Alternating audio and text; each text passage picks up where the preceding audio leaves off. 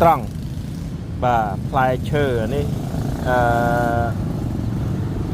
strawberry anh ấy prin dương hai nắng miên prin nhỉ prin đỏ cả bấy nàyครับprin đỏ cả bấy á anh ấy blueberry anh ấy blueberry và blueberryនេះ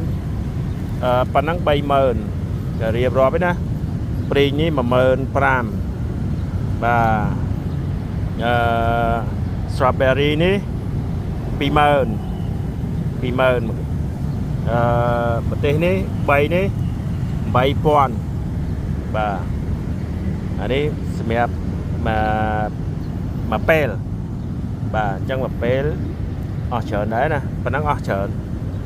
បាទដោយសារនេះវាអត់មាននៅស្រុកយើងទេពួក berry នេះ blueberry ហ្នឹងល្អតម្រងនោមហើយព្រីងនេះក៏ល្អតម្រងនោមដែរនេះបាទព្រីងដោះកបីនេះបាទហើយ strawberry នេះក៏ល្អតម្រងនោមដែរបាទហើយម្ទេសនេះក៏ល្អតម្រងនោមដែរអញ្ចឹងណាអាហារដែលជំនួយតម្រងនោមហើយនឹងស្ករគឺប៉ុណ្្នឹងឯងវារសជាតិជូរអែមហើយមានខ្ទឹមសខ្ទឹមបារាំងអីថែមទៀតបាទ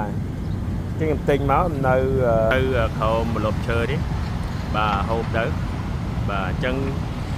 ជីវិតយើងត្រូវការសុខភាពបើយើងអត់សុខភាពទេស្មើហ្នឹងបាទរស់នៅដោយខ្វះគុណភាពនៃជីវិតបាទប៉ុន្តែយើងតម្រូវទៅតាមលទ្ធភាពសមត្ថភាពសុខភាពរបស់យើងអញ្ចឹងណាបាទជិះឃើញមើលទេសភាពតាមនឹងអញ្ចឹងមកបាទឃើញស្អាតទេទេសភាពស្អាតអញ្ចឹងមកបាទ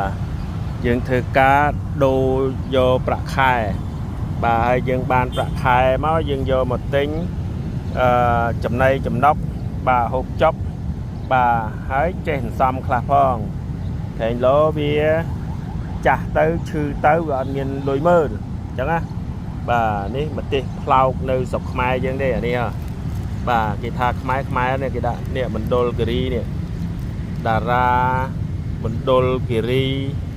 បាទបន្លែសុវត្ថិភាពដឹងសុវត្ថិភាព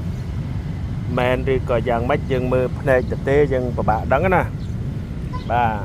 សូម្បីតែផ្លែឈើនេះក៏ពិបាកដឹងដែរតែបើព្រីងនេះដូចទុកចិត្ត 100% ហ្មងថាអត់មានជាតិគីមីណាព្រោះវាដាំនៅស្រុកខ្មែរយើងហើយវាធម្មជាតិបាទអានេះហៅព្រីង